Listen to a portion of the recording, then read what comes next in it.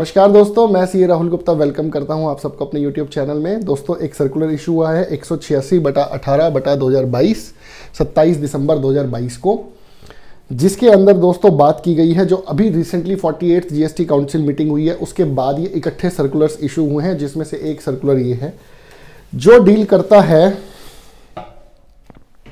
Taxability of no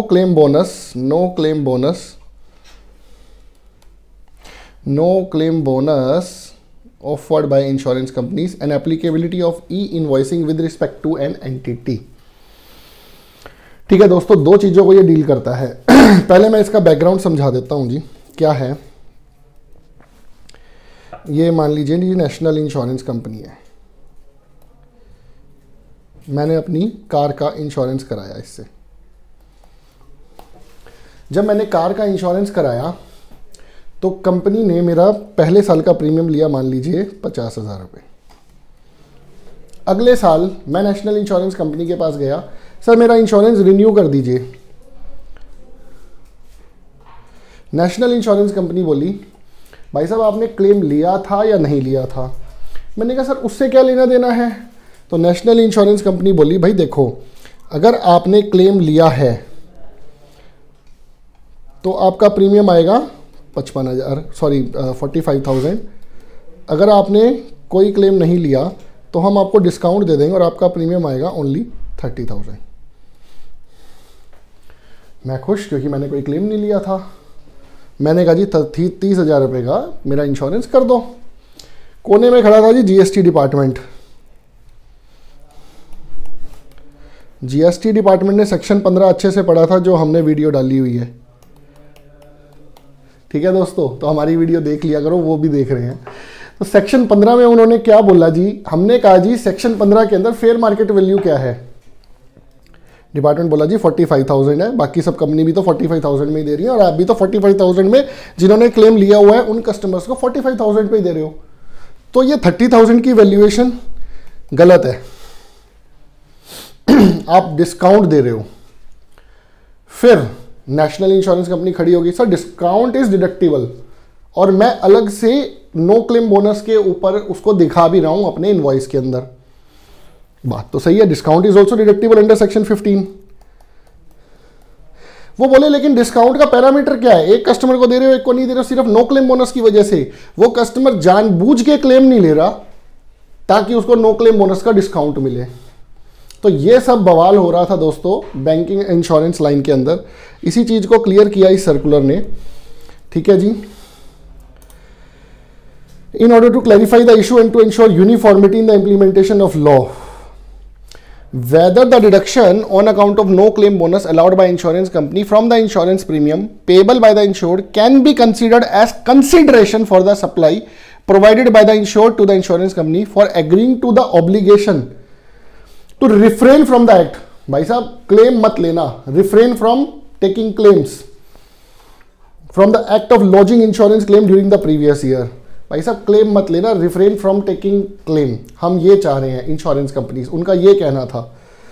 ठीक है जी, तो as per the practice prevailing in the insurance sector, the insurance company deduct no claim bonus from the gross insurance premium amount when no claim is made by the insured person during the previous insurance periods.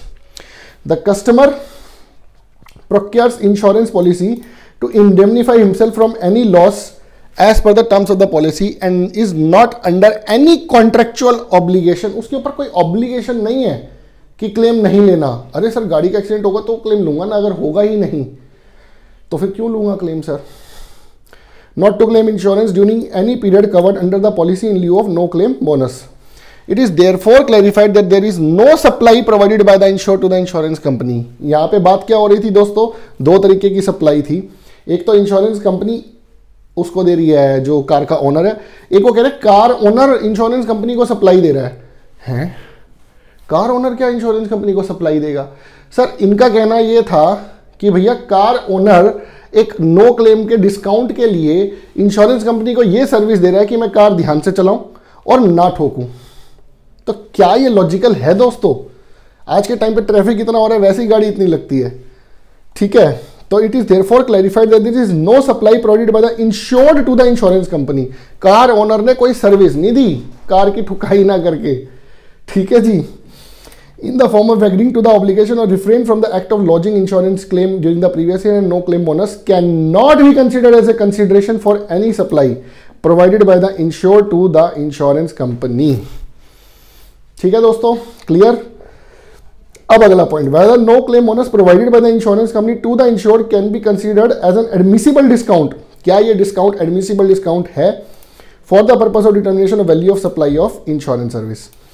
अब देखिए दोस्तों, आया ना section 15(3)(a), the value of supply shall not include any discount which is given before or at the time of supply if such discount has been duly recorded in the invoice issued in respect of such supply। दोस्तों discount invoice के अंदर लिखा हुआ होना चाहिए, और हमने लिख रखा है, मतलब इंश्योरेंस कंपनीज ने लिख रखा है। The insurance companies make the disclosure of the fact of availability of discount in form of no claim bonus subject to certain conditions to the insured in the insurance policy document itself, and also provide the details of no claim bonus in the invoices also. The pre-disclosure of NCB amount in the policy documents and specific mention of the discount in form of no claim bonus in the invoice is in consonance with the conditions laid down for deduction of discount from the value of supply under 15(3)(a). It is therefore clarified that no claim bonus is a permissible deduction under 15(3)(a) Act for the purpose of calculation of value of supply of insurance services provided by the insurance company to the insured. Accordingly, where the reduction on account of no claim bonus is provided in the invoice issued by the insurer to the insured। ठीक है दोस्तों, वही चीजें हैं। Clarification of applicability of e invoice with respect to an entity. अब दोस्तों आप लोगों को पता है ई इनवॉइसिंग एप्लीकेबल हो चुका है। शुरू हुआ 500 करोड़, 100 करोड़, 20 करोड़, 10 करोड़, अब धीरे धीरे करके गवर्नमेंट शायद 5 करोड़ रुपए भी लाने की तैयारी कर रही है। अभी फिलहाल कोई सर्कुलर इशू नहीं हुआ है। क्या कुछ ऐसी कंपनीज भी हैं जिनको ई इनवॉइस से छुटकारा दिया गया है? सर हमें तो नहीं पता ऐसी कौन सी कंपनी है जिसको ई इनवॉइस से छुटकारा मिल गया है, जिसको ई इनवॉइस नहीं काटना है। चलो मैं आपको एक एग्जांपल देता हूं। आप एक रोडवेज की बस में चढ़े, क्या रोडवेज का टर्नओवर होगा ज़्यादा? 100% होगा। रोडवेज की बस में चढ़ गए, सर टिकट दे दो। वो कहता रुक तेरा ई इनवॉइस काटता हूँ पहले, 40 रुपये का, 50 रुपये का। क्या लॉजिकल है? नहीं, तो उसको ई इनवॉइस से बाहर किया हुआ है। दूसरी चीज़, आप गए सिनेमा हॉल में पिक्चर देखने के लिए, 200 रुपये की टिकट ले ली, जीएसटी लगता है ना उसके ऊपर। हाँ देखा है ना आपने, जीएसटी लगता है उसके ऊपर। आप गए टिकट दे दे, वो बोला रुक पहले तेरा इनवॉइस काटता हूँ। साइट नहीं चल रही भाई, तेरे को टिकट नहीं मिलेगी आज। क्या लॉजिकल है? नहीं है। इसी तरीके से बैंकिंग कंपनी, इंश्योरेंस कंपनी, उनके ऊपर भी इनवॉइस की एप्लीकेबिलिटी नहीं है। ठीक है दोस्तों, एक आपके पास ट्रांसपोर्टर आया जी, हमने कहा जी ट्रांसपोर्टर ये ले हमारा माल ले और वहाँ चला जा। रात को 4 बजे उसने माल वहाँ पे डिलीवर करा, इनवॉइस काट के मेरे बंदे को दिया। मैंने बोला ई इनवॉइस है, इनवॉइस दे दो 4 बजे रात को। तो गुड्स ट्रांसपोर्ट एजेंसी वाला बोला भाई हमारे ऊपर इनवॉइस एप्लीकेबल नहीं है, हम नहीं काटा करते इनवॉइस, हमारा तो यही इनवॉइस है। वो वैसे भी अनएजुकेटेड बंदे ज़्यादातर होते हैं दोस्तों ट्रांसपोर्ट लाइन में, तो गवर्नमेंट ने उनको बाहर रखा हुआ है ई इनवॉइस से। आ गया जी insurance and a banking company. Insurance and banking company e invoice से क्यों बाहर करी? अब आप समझिए। Banking company, sir bank charge लग रहा है हर महीने 25 रुपये, 50 रुपये, ई इनवॉइस कटेगा जी 25 रुपये का। क्या लॉजिकल है? नहीं, उसको भी बाहर कर दिया इन्होंने। तो बैंकिंग एंड फाइनेंशियल इंस्टीट्यूशन में आपको एक बार पढ़ देता हूँ। Where the supplier of a taxable service is an insurer or a banking company or a financial institution, he may issue a consolidated tax invoice for supply of services made during a month at the end of the month, whether issued or made available physically or electronically, whether or not serially numbered, and whether or not containing the address of the recipient of taxable services। क्यों दोस्तों? Bank charges पूरे महीने के total मारेगा, एक बार ई invoice काट देगा महीने के एंड में, वो समझ में आता है। लेकिन 25-25, 50-50 रुपये एनईएफटी का चार्ज 5 रुपये 90 पैसे, वाह बेटे ई इनवॉइस काटेंगे 5 रुपये 90 पैसे का भी। पागल हो जाएगा सर बैंक, नहीं है बैंक के लिए पॉसिबल। तो अब उन्होंने ये पूछा है इस नोटिफिकेशन में, whether the exemption from mandatory generation of e invoice in terms of notification number this as amended is available for the entity as a whole or whether the same is available only in respect of certain supplies made by the said entity। सिर्फ कुछ specified supplies के लिए exemption है या सभी के लिए exemption है, तो इसको क्लियर किया है। इन terms of notification number this as amended, certain entities have been exempted from mandatory generation of e-invoices as per this rule.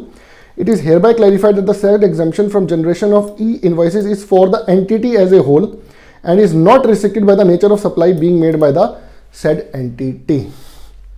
ठीक है दोस्तों, आई गेस ये क्लियर है, पूरी एंटिटी के लिए एग्जेम्पशन है वो। A banking company provided banking services may also be involved in making supply of some goods including bullion, gold 1 kilo का gold, EAT, that is a bullion। The said banking company is exempted from mandatory issuance of invoice in terms of notification number this as amended for all the supplies of goods and services and thus will not be required to issue invoice with respect to any supply made by it। ठीक है दोस्तों, तो हमने दो चीजें सीखी, एक तो इंश्योरेंस कंपनीज के लिए और एक ई इनवॉइस के लिए। जो एग्जेम्पशंस हैं वो पूरी एंटिटी के लिए हैं। इंश्योरेंस कंपनीज को डिडक्टिबल है डिस्काउंट, नो क्लेम बोनस, वो जीएसटी लगाएंगे नो क्लेम बोनस माइनस करने के बाद। ठीक है दोस्तों, आशा करता हूं आपको हमारी वीडियो पसंद आ रही होगी। जय हिंद दोस्तों।